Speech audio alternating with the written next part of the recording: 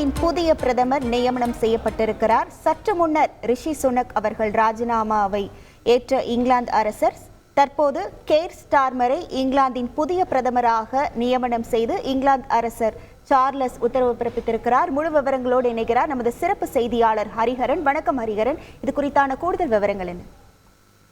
United kingdom ஐக்கிய ராஜ்யத்துடைய புதிய பிரதமராக அதிகாரப்பூர்வமாக கேர் ஸ்டார்மரை நியமித்திருக்கிறார் பிரிட்டனுடைய மன்னர் சார்ல்ஸ். சற்று நேரத்துக்கு முன்பாக தேர்தலில் தோல்வியுற்ற ரிஷி சுனக் பிரதமர் பதவியிலிருந்து ராஜினாமா செய்தார். அதை அலுவல் பூர்வமாக ஏற்று பக்கிங்ஹாம் அரண்மனை உறுதி செய்தது.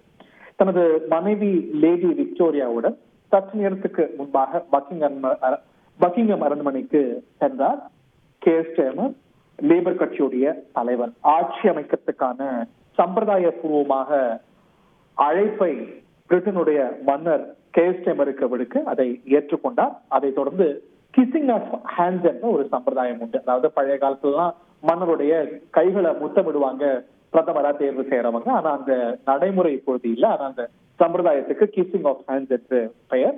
அந்த சம்பிரதாயம் முடிந்த பிறகு மன்னருடைய அழைப்பை புதிய பிரதமர் ஏற்ற பிறகு அலுவல் பூர்வமாக அதிகாரப்பூர்வமாக மன்னர் சார்ல்ஸ் கேர் ஸ்டார்மரை நியமித்திருக்கிறார் பிரிட்டனுடைய ஐக்கிய ராஜ்யத்துடைய புதிய பிரதமராக.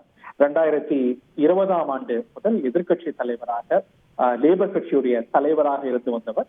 இந்த தேர்தல்ல இன்று தேர்தல் முடிவுகள் வெளியான தேர்தல்ல பிரம்மாண்டமான வெற்றியை தந்து கட்சிக்கு பெற்று தந்திருக்கிறார்.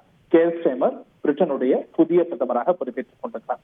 2015 முதல் பாராளுமன்ற அனுபவம் பெற்றிருக்கிறவர். தன்னுடைய கட்சியில நிறைய சீர்திருத்தங்களை செய்து தன்னுடைய கட்சியை இடதுசாரி தன்மையிலிருந்து ஒரு மைய தன்மைக்கு சீர்திருத்தங்கள் மூலமாக மைய நீரோட்டத்துக்கு கொண்டு வந்து பெரிய வெற்றியை தன்னுடைய கட்சிக்கு பெற்று தந்திருக்கக்கூடிய கேர் ஸ்டார்மர் பிரிட்டனுடைய புதிய பிரதமராக இருக்கிறார் என்பதுதான் அதிகாரப்பூர்வமான செய்தி. பக்கிங்ஹாம் அரண்மனையிலிருந்து வெளியேறி இருக்கக்கூடிய புதிய பிரதமர் தன்னுடைய புதிய இல்லமான 10 டவுனிங் ஸ்ட்ரீட்டுக்கு சென்று அங்கு கூடி இருக்கக்கூடிய தன்னுடைய ஆதரவாளர்கள் மத்தியில உரையாற்ற இருக்கிறார். உங்கள் முழு விவரங்களுக்கு நன்றி ஹரிஹரன். செய்திகளை உடனுக்குடன் தெரிந்து கொள்ள உடனே சப்ஸ்கிரைப் பண்ணுங்க.